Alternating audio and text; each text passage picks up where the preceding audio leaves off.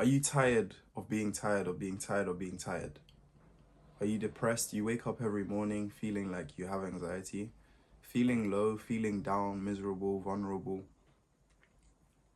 Well, this is the only video you will ever need to watch about anxiety again. The first step, guys, is your self-belief. How much do you believe in yourself? The more you believe in yourself, the less anxiety will have over you. The less control anxiety will have over you. How much do you believe in yourself? Do you even believe in yourself? Some people, or me, I'll stop saying some people because, like, of course some people, but me, from what I've noticed from myself, I never used to entirely believe in myself. I used to always believe in others, or believe in the people that would help me, but I'd never believe in myself. I never knew there was this amazing thing like self-belief, self-confidence. I didn't know of these things. No one taught me about it. I had to learn it myself. And once I started learning that I can believe in myself, I can put faith in myself, obviously, I believe in God. But when I say believe in myself, I can believe that I can achieve things. I can believe that I can overcome things. Once I started getting that self-belief is almost subconscious, because you are teaching yourself to consciously believe that something is true. Eventually, subconsciously, your body starts to realize that, wow, this person believes in this thing, so let's generate this thing. Because remember, the more conscious decisions you make, the more conscious actions you make, eventually it becomes subconscious and your body starts to just do it naturally. So it's like breathing. If I keep doing deep breaths, eventually I'm going to, if I do deep breaths consciously, eventually, subconsciously, I'll start doing deep breaths. Almost like when you're sleeping, if I keep practicing mewing, putting my tongue on the roof of my mouth every night, if I keep practicing that, eventually, while I'm sleeping, my tongue will remain on the roof of my mouth. So having that self-belief is essentially just improving your subconscious to believe that you can achieve things, that you can overcome things. And that's the number one thing. Having that self-belief is the number one thing. Without that self-belief, you will never be able to achieve anything, because you will never believe that you can achieve that thing. Even whilst doing the thing, you won't believe that you can achieve it. You'll be quick to doubt. If I tell you to meditate or to go do deep breathing, and you don't have the self-belief that this thing will help you, whilst you're doing this thing, you will just be like, oh, this thing is useless, man. You'll do it for 1 minute and then you'll be like, oh, no, I don't feel any change. I have friends that I've literally taught them how to do deep breaths, and they think, oh, there's no benefit. I didn't gain, what's this? I literally have friends that, and it's because they don't believe this thing will help them. They don't have the self-belief that the thing will help them. So in return, their body doesn't help them, because they're teaching themselves to not believe that this thing is going to help them. And they're also teaching themselves that I can't overcome this thing. So self-belief, number one, guys. If you really want to eradicate your anxiety, have self-belief, have self-confidence, believe in yourself. The second thing I want to say is, and this is not going to be an easy one because we all suffer from it, sleep. Guys, sleep is genuinely the most important thing you can do to recuperate your body and your cells, and just it's such a restorative thing to do. It's probably the most restorative thing you can do to your body, and that's to sleep, to rest your body, to rest your brain. Recuperating, getting 8 to 10 hours, 6 to 8 hours if possible, but ideally 8 to 10 hours of sleep, good sleep, 2 hours of REM, rapid eye movement sleep, and that will really just create a foundation for you. If you've rested well, having that self-belief is so much easier because you've rested, you've slept, you've actually restored all the energy that you've consumed all this energy throughout the day, and now you're actually recuperating it. You're bringing it back into your body, so that the next day you can have all this energy again. So sleeping is so important. I'm not like gonna stay on this topic or this specific segment for too long, because I can't like show you how to sleep. I can just tell you like reduce your screen time before night, avoid like spicy or energizing foods at night, or just try not to like have a meal before bed, drink water, listening to like calming music before sleep, keeping your room dark. These are just a couple things that will help you to have a better quality sleep. Try to obviously sleep on a comfortable bed, low pillow, however you want to sleep genuinely. The next thing is very important. So don't just listen to this next thing and be like, oh, okay, yeah. Your breathing is so important. And I'm not talking about just normally breathing, like just subconsciously breathing, because you've taught yourself how to subconsciously breathe. Yes, you've taught yourself how to subconsciously breathe. Everyone always says, oh no, our bodies breathe for us, like it already knows what to do. Guys, you need to teach your body how to breathe. You need to teach your body how to breathe. That sounds crazy, isn't it? Like I'm teaching myself how to do something that my body should already be doing. Yes, you are teaching yourself how to do something that your body already knows how to do, but you're teaching it how to do it better. Just that little small added word, better, how to do it better. Now, I'm not like some like breathing expert, but what I can say is take deeper inhales and longer exhales, and just keep doing that. You don't like necessarily need to listen to a guided meditation video by Wim Hof. You don't need to download the Medito app on your phone. But if you are really at the beginning stages, if you really are, then go find out how to breathe. Literally, there's YouTube videos out there teaching people how to breathe. Remember, I'm helping people with anxiety. I'm not teaching you how to breathe, so that's not like my niche. I'm teaching you how to get rid of your anxiety, how to get rid of these bodily spasms and this anxiety and this fear. The next thing on my list is actually fear. If you're afraid of certain things, go do those things more. If you're afraid of spiders, go interact with more spiders. Genuinely, it doesn't have to be spiders. Like I'm afraid of spiders, but over time I've overcome my fear of them.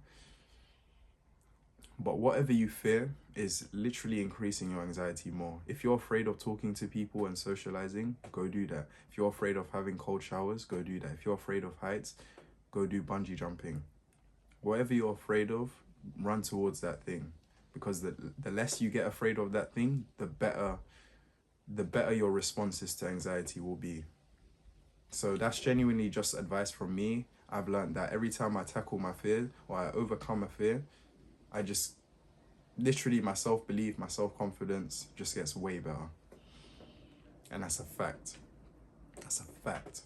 Now, I'm not telling you like, go do something that's gonna literally get you like, but go do things that are reasonable that you're afraid of. And this will actually improve your anxiety a lot, massively. So once you've got rid of your fear, once you've eradicated fear, not eradicated, but once you've like developed a certain amount of skills where you know that I don't fear this as much, I don't fear this as much, I don't fear this as much, you will see it yourself. Your self-belief, your self-confidence will be skyrocketing. Your anxiety will reduce. The symptoms of anxiety, the sweating, the pressure, the feeling uneasy.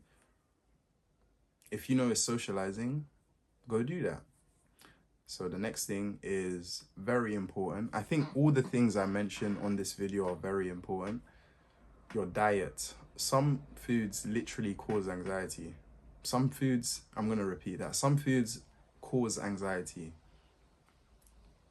I'll repeat it one more time, guys, because I think it's just going here and it's coming out right here. And I think I need to listen to this because I struggle with this myself. But some foods cause anxiety. Too much sugar will give you too much energy. If you have anxiety and you eat or consume too much sugar, boy, oh boy, you will have your own experience.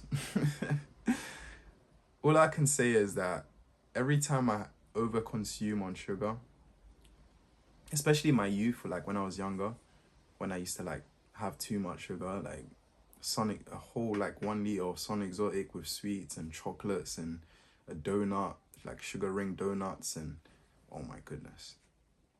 When I used to do that, I used to be like chaotic.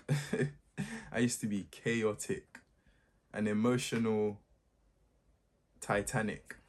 That used to be me. I used to be too like unbearable, like literally unbearable. So focus on your diet, eat more vegetables, more protein, less processed if possible, drink like water, consume water like you literally, guys, you need to drink way more water than you're already drinking. It's so hard, like I struggle with this because it's like you just gotta keep drinking water. It doesn't really taste like much, but then you gotta keep buying it as well.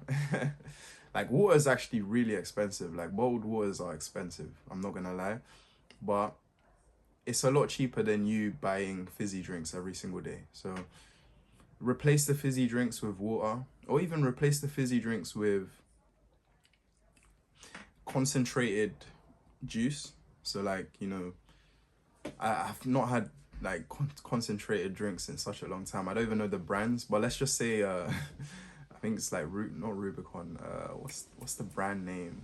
Whatever. Like I forgot all the names of like all the concentrated drinks, but basically just try to drink more squash, like with water. So like add a little bit of squash, fill it up with water, and then over time you'll stop getting used to like the fizzy drink taste, and then reduce the amount of squash that you put in. That's literally how I started drinking a lot more water and like stopping my addiction for fizzy drinks. I was literally addicted to fizzy drinks like every single day, every day, like Rubicon mango, the fizzy one, Rio. Like I would drink every fizzy drink, like Coca-Cola, KA. Oh my goodness, these are all amazing drinks, and once in a while it's okay. Like when I say once in a while, I mean like once a week. When you're like going out with friends. And but your diet is very important. I think I don't emphasize enough how important your diet is. But your diet, what you're eating, what you're consuming in liquid form is so important. And if you can improve this, I truly do believe, like, listed with the other things I mentioned, like sleep. Oh, I don't think I mentioned sleep, but listed with all the other. Okay, I think I did. I can't even remember, guys. Like, there's just so much on my brain and so much I want to tell you. I wish I could just like copy paste. But your diet is so important, guys, and I really wish you would take more seriousness to your diet, because this will help not only with anxiety, it will help improve your skin appearance, it will help improve your confidence because you'll start looking better. Just try the 80-20 rule. So 80% unprocessed foods, 20% processed foods. I actually learned this from a lot of people, like obviously the 80-20 method, but it was someone called Ramel on Instagram. You can check him out. His name is Ramel Gaines on Instagram. And he said he usually has like 80% unprocessed foods and 20% processed foods. So that's just essentially like 80% of the time you should be eating clean. 20% of the time you can indulge in other things. And like there's like apps now that you can scan your food and see the grams of protein. It's not going to be like exact, but like it shows you like the grams of protein and just everything that's inside it and how many calories are inside, if you're like trying to watch your weight, etc. This ain't that video, guys. This is about anxiety. And the final thing I can tell you guys, the last thing, which I truly do believe is very important, just as important as facing your fears, just as important as sleep, just as important as your diet, just as important as everything else that I have mentioned. Socializing and having hobbies Oh my goodness. Why do I always like hiccup? Is it because my like, ah, ah. Socializing, guys. Socializing is so important. And I truly do believe if you can socialize more often with people that you don't usually socialize with, you will live a better life. People live longer. There's actually like statistics where people actually live longer if they're like around people that they socialize with daily, as opposed to people that are like alone or living like by themselves majority of the day, every day, majority of the time. So I mean, if you want to live longer and live a better life, then socialize with people.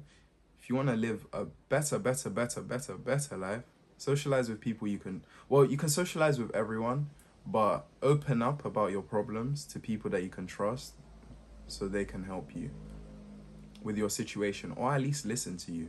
Because sometimes we just need someone to open up to, someone to talk to. And that could just already be like a stress reliever, an anxiety reliever, a depression reliever. So socializing is my final point. And guys, if you take action on all the things I've mentioned in this video, this will be the last video you will ever need to watch about anxiety.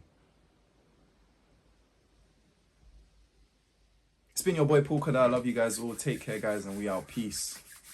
Actually, before you go, check out my Discord. Now we out.